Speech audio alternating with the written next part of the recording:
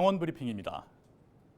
일본 후쿠시마 원전 오염수 2차 방류와 관련해 강원도가 수산물 방사능 검사 체계를 강화합니다. 일본 도쿄전력은 지난 5일부터 23일까지 원전 오염수 7,800톤을 2차 방류한다고 발표했습니다. 강원특별자치도는 원전 오염수 1차 방류 이후 방사능 검사 장비 2대를 강릉과 고성에 설치해 운영하고 있습니다. 또 동해안 수산물 안정성 검사 결과를 매일 홈페이지에 공개하고 있으며 40여 차례 검사에서 이상이 없었다고 밝혔습니다. 국내에서 처음으로 연어 자연 산란장이 양양 남대천 일대에 건립됩니다.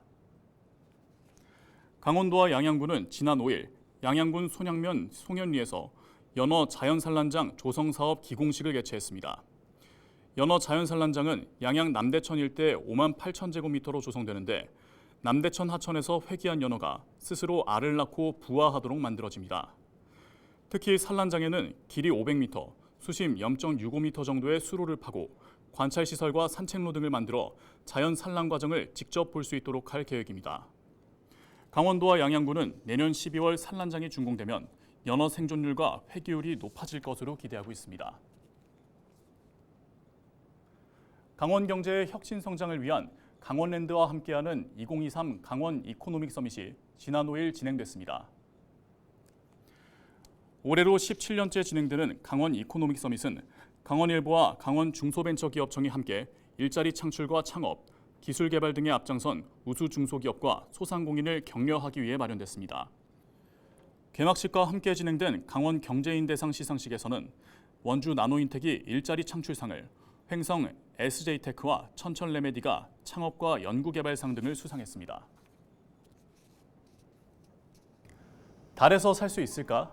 어릴 적 막연했던 상상이 현실이 되고 있습니다. 우주인이 아닌 일반인이 달에서 살 수 있는 주택단지를 건설하는 프로젝트가 추진되고 있습니다. 일명 올림푸스 프로젝트. 지난 2일 뉴욕타임스에 따르면 미국 항공우주국은 3D 프린팅 기술을 통해 달에 일반인 거주용 주택지구를 만들 계획이라고 하는데요. 나사는 달에 존재하는 돌조각, 광물 파편, 표면에 쌓인 먼지 등 현지 자원을 건축 자재로 활용해 3D 프린터로 집을 찍어낸다는 구상을 세웠습니다.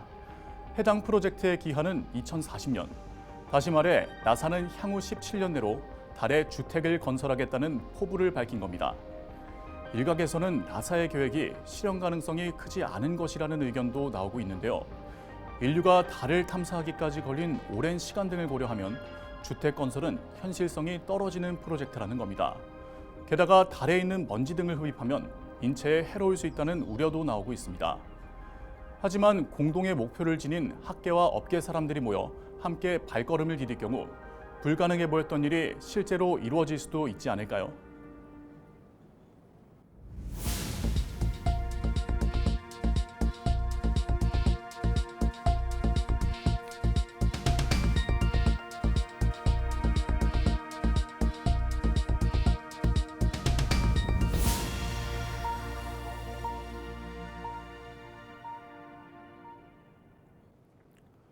원주시가 타 지역에 직장을 두고 타 시군에서 원주로 전입하는 청년들의 교통비를 최대 120만 원까지 지원합니다. 대상자는 올해 타 시군에서 원주로 전입한 시민 중 관내에 직장을 두고 출퇴근하는 만 18세에서 39세 청년입니다. 지원 대상자 중 추첨을 통해 20명을 최종 선정해 10월 25일 개별 통보할 예정입니다. 최종 대상자로 선정되면 대중교통비와 승용차 유류비를 월 최대 10만 원, 12개월간 최대 120만 원을 지급합니다. 태백시가 겨울철 독감 확산 방지를 위해 인플루엔자 예방접종을 시작했습니다. 국가 무료 예방접종 대상자는 관내 병의원에서 신분증을 지참해 방문하면 무료로 접종이 가능합니다. 강원특별자치도 교육청이 지난 5일 하반기 직업계고 학교장 협의회를 개최했습니다. 이날 협의회에는 강원 지역 직업계고 32개교 학교장과 관계자 등 70여 명이 참석했습니다. 이들은 협의회에서 직업계고 재구조화와 교육과정 등 발전 과제를 논의했습니다. 지금까지 강원 브리핑이었습니다.